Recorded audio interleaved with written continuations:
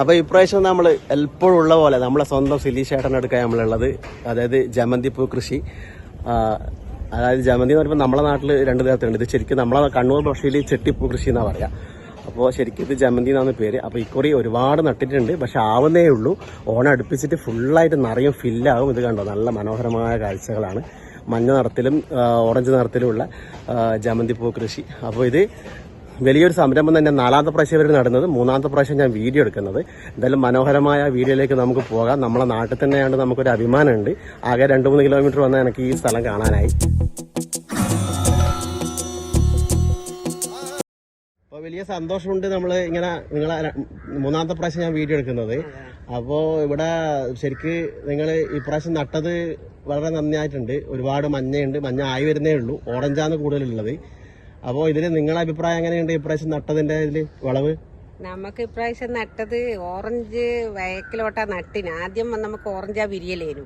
അപ്പൊ അത് ഇപ്രാവശ്യം വേക്കിലോട്ട് നട്ടിച്ചെന്നാണ്ട് ഇപ്രാവശ്യം എന്തെന്നാന്ന് ഇങ്ങനെ പറ്റിയതല്ല. മഞ്ഞ അടിയിലാന്ന് പോകുള്ളത്, മുകളിൽ തേമ്പ് കൂടുതൽ വന്നിട്ടുണ്ട്. പക്ഷെ മഞ്ഞ ഓറഞ്ച് വേഗം വിരിഞ്ഞ്, മഞ്ഞ വിരിയാനുണ്ട് അത്ര കുറെ. ഇതില് ഇതിപ്പോ ആളുകൾ വന്നിട്ടാകുമ്പോ കൊടുക്കുന്നുണ്ടല്ലേ ഇവിടുന്ന്? ആള് വന്നിട്ട് കൊടുക്കുന്നുണ്ടല്ലേ? അപ്പൊ കിലോന് എത്ര റേറ്റ് പറയുന്നത്? കിലോന് നമ്മള് കഴിഞ്ഞ പോലത്തെ റേറ്റ് തന്നെയാണ് എടുത്തിട്ടുള്ളത്. ഇപ്രാവശ്യത്തെ വിലയൊന്നും നമുക്ക് എന്നാൽ എത്ര ഉണ്ടാവും? നമ്മളിപ്പം കിലോന് 200 രൂപ ആയിട്ടാണ്. കിലോന് 200 രൂപ, അതായത് വർഷങ്ങളായിട്ടുള്ള വില തന്നെ 200 രൂപ. അതെ അതെ അതെ. അപ്പൊ നിങ്ങളും നിങ്ങളെ മകന്റെ ഭാര്യയും എല്ലാരും കൂടിയിട്ടുള്ളതാണ് പരിപാടി. വളം എന്താ പിന്നീടല്ലേ?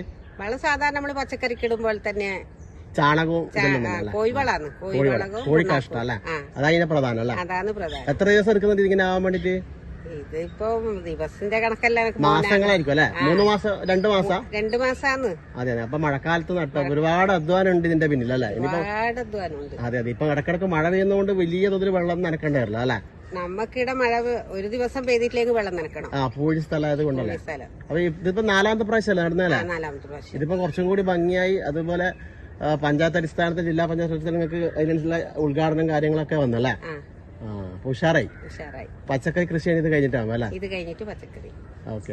വയലില് നെല്ലുണ്ട്, നെല്ല് കഴിഞ്ഞാല് ആടെയും പച്ചക്കറി. അപ്പൊ സജീവമായിട്ട് എല്ലാ വർഷവും ചെയ്യേണ്ട പരിപാടി തന്നെയുള്ള അല്ലെ? ഉള്ളത് കഴിയുന്ന കാലം വരെ അങ്ങനെ. അതെ അതെ അതെ. പൂവിന്റെ വർണ്ണമായിട്ടുള്ള കാഴ്ചകൾ തന്നെയാണ് നമ്മളെ കണ്ണൂർ ഭാഷ ചെട്ടിപ്പൂ എന്ന് പറയാം. അതുകൊണ്ടാണ് ഞാൻ പറഞ്ഞത്. അപ്പോൾ ഈ ഒരു മനോഹരമായ കാഴ്ച നമുക്ക് ഏറെ ആനന്ദകരം തന്നെയാണ്, നേരത്തെ പറഞ്ഞല്ലോ. അപ്പോൾ ഈ ഒരു കാഴ്ച നമുക്ക് കാണാൻ വേണ്ടിയിട്ട് കണ്ണൂർ ജില്ലയിൽ നമ്മൾ നേരെ അഴീക്കോട് പഞ്ചായത്തിൽ വന്ന് ചാൽ ബീച്ചിൻ്റെ ആരോട് ചോദിച്ചാലും പറഞ്ഞു തരും. അതിൻ്റെ അടുത്ത് തന്നെയാണ്. അപ്പോൾ വീഡിയോ മാക്സിമം ഷെയർ ചെയ്യുക, സബ്സ്ക്രൈബ് ചെയ്യാത്തവർ സബ്സ്ക്രൈബ് ചെയ്യുക. അതുപോലെ നിങ്ങളെ സുഹൃത്തുക്കളോടെല്ലാം നിങ്ങൾ പറഞ്ഞ് എന്തായാലും എല്ലാവർക്കും ഷെയർ ചെയ്യുക. അപ്പോൾ വീഡിയോ മാക്സിമം ഷെയർ ചെയ്യുക. അതുപോലെ തന്നെ സബ്സ്ക്രൈബ് ചെയ്യുക. അടുത്ത വീഡിയോയിൽ നമുക്ക് ഉടനെ തന്നെ കാണാം.